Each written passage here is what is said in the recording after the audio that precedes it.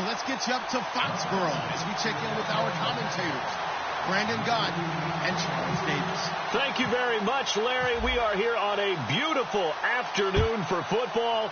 Coming up, we've got what should prove to be a good one between the Atlanta Falcons and the New England Patriots.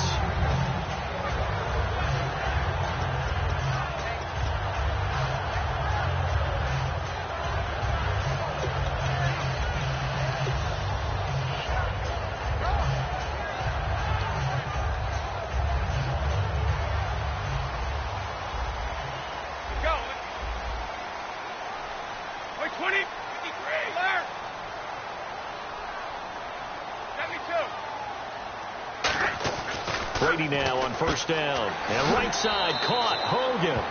7 yards, the pickup on the pitch and catch. A good safe pass there right off the bat. That's almost a rhythm play. That's what we like to call it. Get them into rhythm early, something safe, something they're confident about, something they feel good.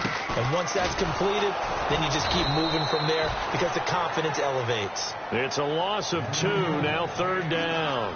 But when it comes to the running game, the New England Patriots, they're one of the few teams in the NFL that I don't think care much about balancing things out. Last year, to your point, 5th in passing yardage, number 30 in the run game. What they want to do each and every week is make a game plan based on their opponent, not so much their own personnel, and they try to attack that way. And he will find his man. That's Hogan, complete. One of the feature points of the in route is being able to make a nice throw to the middle part of the field. And for a quarterback, that's one of the better throws and better looks that he'll get. But he has to be careful not to wait too long and let his receiver wander into some tough territory. If he's late with the ball, he can get his receiver hit and hit hard. Gronkowski may have had to miss the Super Bowl with the injury, but he was active in that parade, and now he's back on the field. And I'll tell you what, something you mentioned to me is that he was a big cheerleader for his teammates, never hung his head through the injury, celebrated with him all the way through the title. We've seen superstars in the past, when their team does well without them, they're happy, but they recede into the background, right? They get out of the way because it does hurt them a little bit. They do have pride. They want to feel like, hey, without me, they may take a little bit of a step back. But with Gronk, you never saw that. You saw him with him every step of the way, cheering his team on, happy for their success. They went 11-0 without him in 2016. But I know this, they don't want to try it again. No, they want the big fella back. Into a double team, and it's intercepted. Ricardo Allen with a pick. And the return comes to a halt right at the 44-yard line. This is such a good read defensively. They know that this offense is going to try to get the ball to their playmaker in space. So what do? They crowd him and send bodies at him. And this one winds up being intercepted.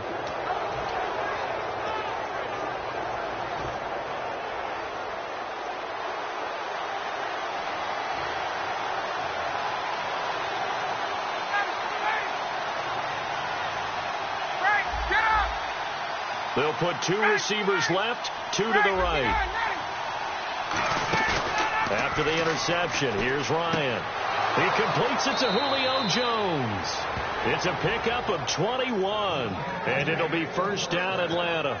I know that's their first connection in this game, but you and I both know that Julio Jones is without a doubt his quarterback's favorite target. Oh, yeah, Matt Ryan loves this guy, and who wouldn't?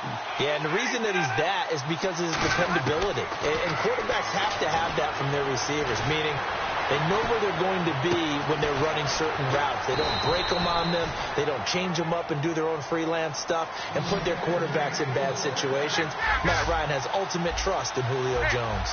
Boy, the evolution of the game and how these guys in plays like that can get out of the pocket, keep plays alive, it just makes things so much harder for defenses. It really does, and we're talking about an era in the game where the quarterbacks are the most athletically gifted that we've seen in a bunch. I mean, when you talk about collectively, it's unbelievable. So their ability to move is practiced now. It's not necessarily, oh, he just took off and you guys figure it out. When he takes off, everyone knows where to go now. They know how to run routes, change things, make themselves presentable for the quarterback. It's a lot of time that they put in on it. It's not just your static 1, 2, 3. This is where the ball goes anymore. And if this offense is going to flow today, certainly the running back will be a key piece. Without a doubt, because they ask their runner to not just do that, but to block, to catch, to help set a tone for their offense. They'll need to get the play off quickly. Again, it'll be Freeman. And the D not yielding much there. He's only going to get a yard to about the 2. The line of scrimmage is the 2 here on 3rd and goal.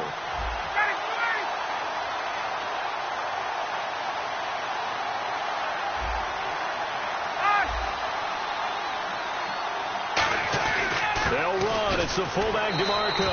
And he will fight his way into the end zone for a Falcon touchdown.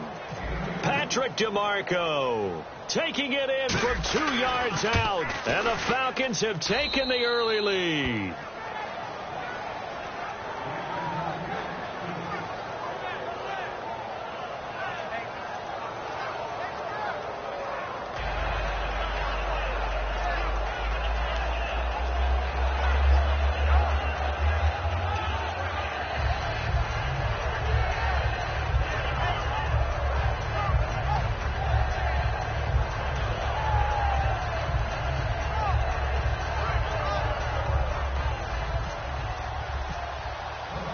After the touchdown, here's Bryant now to kick it away.